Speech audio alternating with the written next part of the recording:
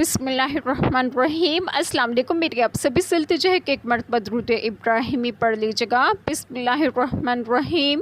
اللہم صلی علی محمد وعلی آل محمد کما صلیت علی ابراہیم وعلی آل ابراہیم انک حمید مجید۔ اللہم بارک علی محمد وعلی آل محمد کما بارکت علی ابراہیم وعلی آل ابراہیم انک حمید مجید۔ بسم اللہ الرحمن الرحیم۔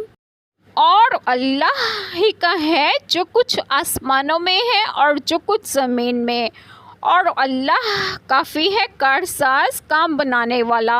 اے لوگوں، وہ چاہے تو تمہیں لے جائے اور اوروں کو لے آئے، اور اللہ کو اس کی قدرت ہے۔ جو دنیا کا انعام چاہے تو اللہ ہی کے پاس دنیا و آخرت دونوں کا انعام ہے، اور اللہ سنتا دیکھتا ہے۔ بسم اللہ الرحمن الرحیم۔ آج جو بات میں آپ لوگوں سے ڈسکس کروں گی وہ یہ ہے کہ سورۃ کریمہ میں ہے کہ اور اللہ تعالیٰ ہی کا ہے جو کچھ آسمانوں میں اور زمین میں ہے، اور اللہ تعالیٰ ان سب چیزوں کا مالک ہے۔ سب کچھ اللہ تعالیٰ ہی کا ہے۔ وہ اتنا پاک ہے کہ اس کی جتنی تعریف کی جائے کم ہے۔ اللہ تعالیٰ پاک ہے، وہ واحد و یکتا ہے، اس کو کوئی شریک نہیں۔ سب کچھ اللہ تعالیٰ کے اختیار میں ہے، وہ کافی ہے کارساز، کام بنانے والا۔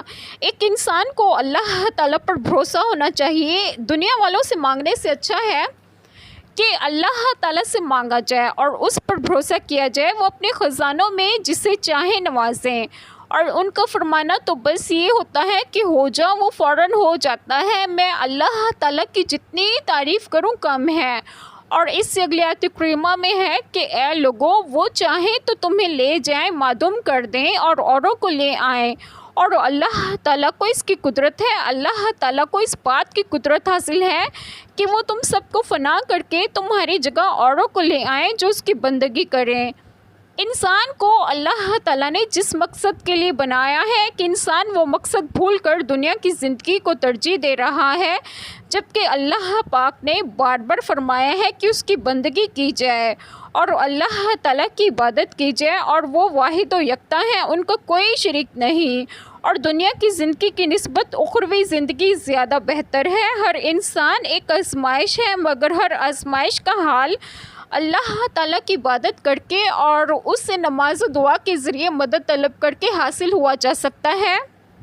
بے شک اللہ تعالیٰ کو خوب قدرت حاصل ہے، اور اگلی آیت کریمہ میں ہے کہ جو دنیا کا انعام چاہے تو اللہ تعالیٰ ہی کے پاس دنیا اور آخرت کا دونوں کا انعام ہے۔ معنی یہ ہے کہ جس کو اپنے عمل سے دنیا مقصود ہو اور اس کی مراد اتنی ہے جو اللہ تعالیٰ اس کو دے دیتے ہیں، اور ثواب آخرت سے وہ محروم ہو جاتا ہے۔ اور جس نے عمل رضا الہی اور ثواب آخرت کے لیے کیا تو اللہ تعالیٰ دنیا اور آخرت دونوں کا ثواب دینے والا ہے۔ تو جو شخص اللہ تعالیٰ سے فقط دنیا کا طالب ہو وہ نادان اور کم ہمت ہے۔ سورۃ کریمہ میں ان لوگوں کے عقل و شعور کو بیدار کیا جا رہا ہے جو صرف طالب دنیا ہے۔